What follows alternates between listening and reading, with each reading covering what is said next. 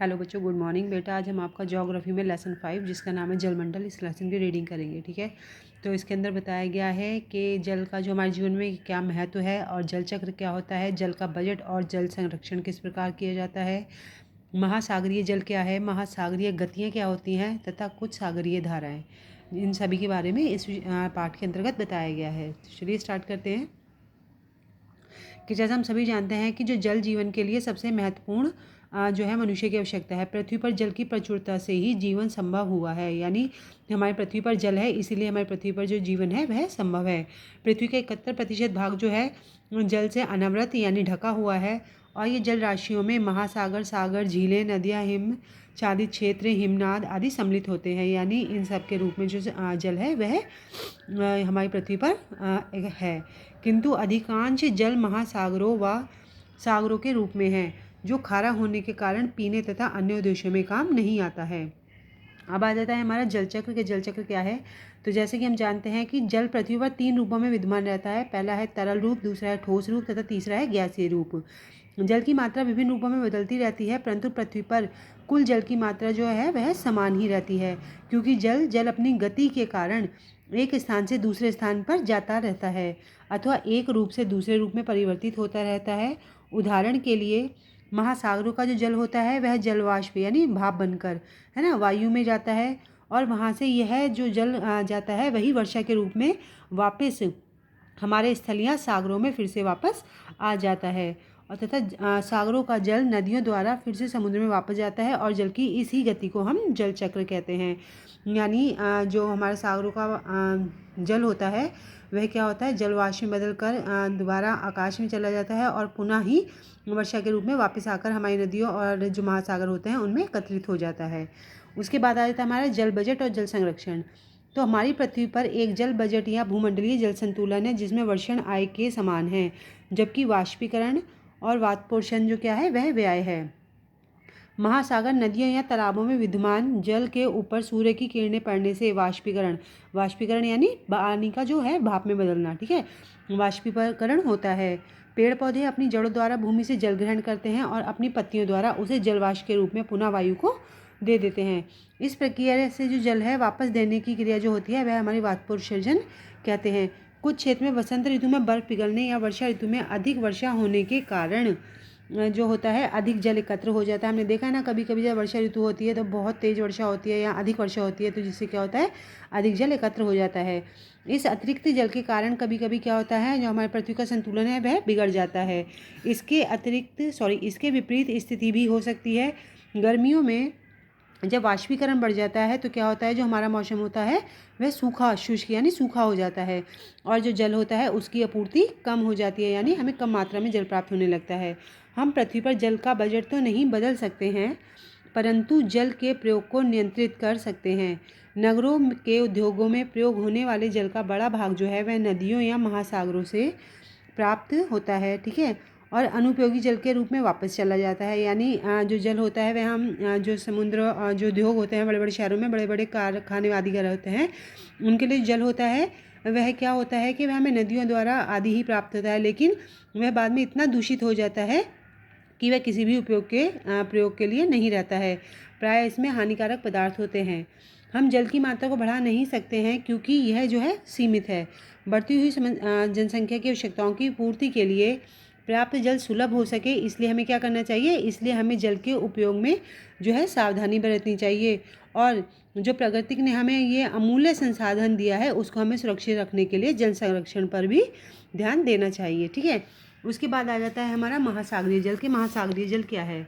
तो देखिए, जैसा कि हम जानते हैं कि पृथ्वी पर जल का अधिकांश भाग जो है वह महासागरों में होता है, परंतु महासागरों के जल का प्रयोग प्रत्यक्ष रूप से हम घरेलू कार्यों के लिए या सिंचाई आदि के लिए नहीं कर सकते हैं। क्यों?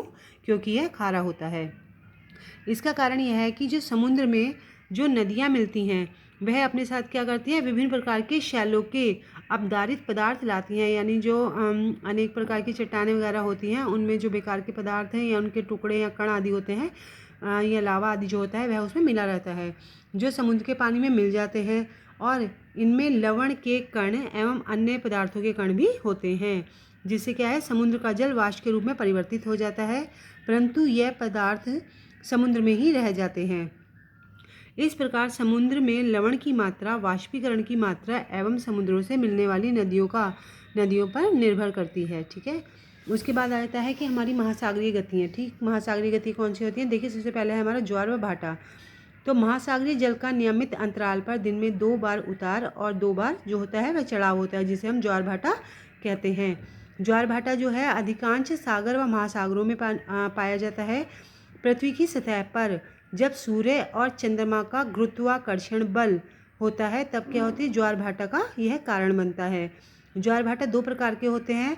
पहला होता है उच्च एवं दूसरा होता है निम्न ज्वार भाटा। ठीक है, जल समुद्र का जल स्तर ऊंचा हो जाता है तो उस स्थिति को ज्वार कहलाता है। ठीक, और जब यह जल का स्तर नीचे गिरने लगता है तो यह भाटा कहलाता है।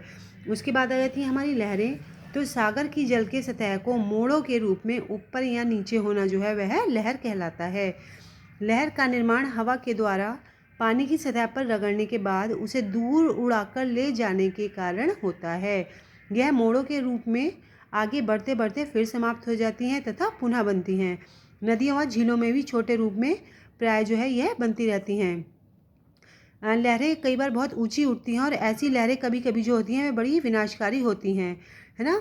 तो जिसे हम लोग सुनामी आदि जो सुनामी आदि आती है वह एक बड़ी लहर का ही रूप होता है।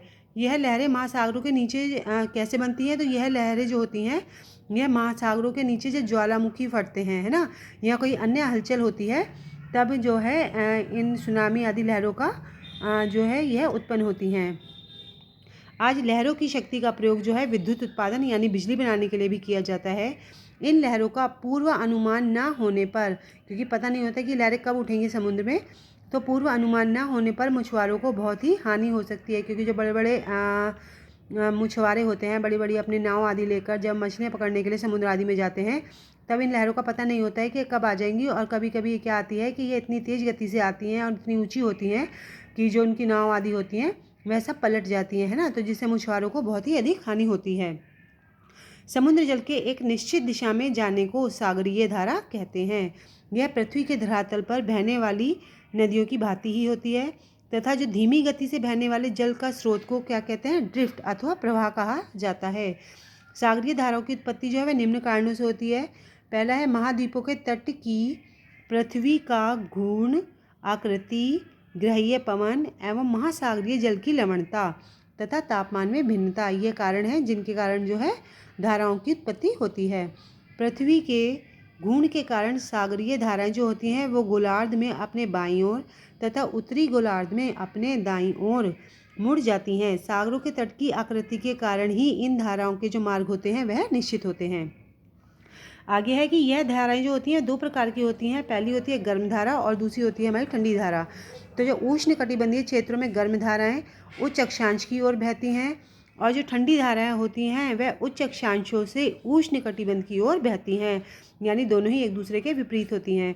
अधिकांश ठंडी धाराएं जो होती हैं महाद्वीपों के पूर्वी तट के साथ साथ बहती हैं। फिर आ जाता है हमारा कि मुख्य सागरीय धाराएं। तो देखिए मुख्य सागरीय धाराएं कौन सी होती हैं? पहली है हमारी हिंद महासागर की धाराएं, ठंडी धाराएं। तो पश्चिमी पवन प्रवाह यानी ड्रिफ्ट, पश्चिमी ऑस्ट्रेलियाई धारा। उसके बाद आई थी हमारी गर्म धाराएं, तो विषुवतरेखीय धारा, मोसबिंग धारा और मेंडागास्कर धारा एवं एग्लुहासा धारा। ठीक है, ये हमारी जो थी यह गर्म धाराएं थी और जो पश्चिमी पवन प्रवाह आदि हैं ये हमारी ठंडी धाराएं थी। अब आ जाता है अटलांटिक महासागर की धाराएं। तो इसकी ठंडी धाराएं कौन सी हैं? देखिए इसकी ठंडी धारा है मैंग्यूलू धारा, पश्चिमी प्रवाह ड्रिफ्ट, लैब्राडोर धारा, फॉकलैंड धारा। ठीक है, उसके बाद इसकी गर्म धाराएं कौन सी हैं? तो दक्षिणी विषुवतीय धारा, उत्तरी अटलांटिक ड्रिफ्ट, उत्तरी विषुवतीय धारा एवं गल्फ स्ट्रीम एवं ब्राज़ील धारा। फिर इसमें बताया गया है कि प्रशांत महासागर की धाराएं कौन सी होती हैं। तो देखिए प्रशांत महासागर की गर्म धाराओं का क्या नाम है? इनका नाम है दक्षिणी विषुवतीय धारा, उत्तरी विषुवतीय धारा, ठीक है, क्यूरोसिवो धारा तथा पूर्वी ऑस्ट्रेलिया धारा। जो इसकी ठंडी धाराएं हैं वह है कैलिफोर्निया धारा, पश्चिमी पवन प्रवाह, पीरू धारा तथा कामचाटका धारा। ठीक, उसके बाद आ जाता है हमारा कि सागरीय धाराओं के प्रभाव, कि इनके क्या क्या प्रभाव पड़ते हैं। तटवर्ती क्षेत्रों की जो जलवायु की जो ये धाराएं होती हैं वह तटवर्ती क्षेत्रों की जलवायु को बहुत अधिक प्रभावित करती हैं। जो पवन इन धाराओं के ऊपर बहती है वह इन धाराओं के प्रभाव को महाद्वीपों के आंतरिक यानी अंदरूनी भागों तक पहुंचा देती है और गर्म धारा तटवर्ती क्षेत्रों की जलवायु को गर्म तथा ठंडी धारा जलवायु को ठंडा बना देती है। किसी महाद्वीप के पश्चिमी तथा पूर्वी तटों का जो तापमान होता है अलग अलग होता है, ठीक है। ठंडी धारा के ऊपर बहने वाली पवन जो होती है वह तटीय भागों को शुष्क एवं ठंडा बनाती है, जबकि जो गर्म धारा के ऊपर बहने वाली पवनें होते हैं वह तटीय क्षेत्रों में जो है वह वर्षा करती हैं। फिर है मत्स्य उत्पादन यानी मछली पालन, व्यापार, नौ परिवहन आदि पर इन धाराओं का जो है वह बहुत अधिक प्रभाव पड़ता है। गर्म एवं ठंडी धाराओं के मिलन के स्थानों पर प्लेक्टेन यानी सूक्ष्म जीव बहुयात यानी बहुत अधिक मात्रा में पाए जाते हैं, जिन्हें मछलियां बहुत स्वाद से खाती हैं। यही कारण है कि उत्तरी अमेरिका के पूर्वी तट के न्यूफाउंडलैंड द्वीप के पास ठंडी लैब्राडोर एवं गर्म स्ट्रीट धाराओं के मिलने से यह क्षेत्र जो है वह मत्स्य प्राप्ति यानी मछली पालन के रूप में विकसित हुआ है, ठीक है। तो जैसे अब इसके मेन पॉइंट जैसे कुछ बताए गए हैं, इसमें कुछ डेफिनेशन है कि जल चक्र क्या है। तो पृथ्वी के धरातल के समस्त जल का तरल एवं ठोस रूप में संचार, विनिमय और एकत्रण, ठीक है, यह क्या कहलाता है हमारा जल चक्र। उत्सर्जन क्या होता है, पौधों की पत्तियों से वाष्पीकरण द्वारा जल का वायुमंडल से मुक्त होना क्या है, वाष्पीकरण। सुनामी क्या है, अंधः सागरीय यानी सागर के अंदर भूकंपों, ज्वालामुखी, भूसंकलनों आदि से उत्पन्न सागर और महासागरों को हानिकारक तरंगे यानी लहरें। उसके बाद आती है धारा, तो निश्चित दिशा की बहने वाली सागरीय जल राशि। फिर है हमारी लवणता कि लवणता क्या होती है, तो सागरीय जल में घुली लवण की मात्रा को क्या कहते हैं, लवणता। फिर आ जाता है ज्वार भाटा, तो सागरीय जल स्तर का क्रमशः उतरना और चढ़ना, ठीक है। अब बेटा इस लेसन को आप एक बार खुद भी स्वयं भी रीडिंग करेंगे और उसके बाद इसका जो भी वर्क है वह आपको PDF से दे दिया जाएगा।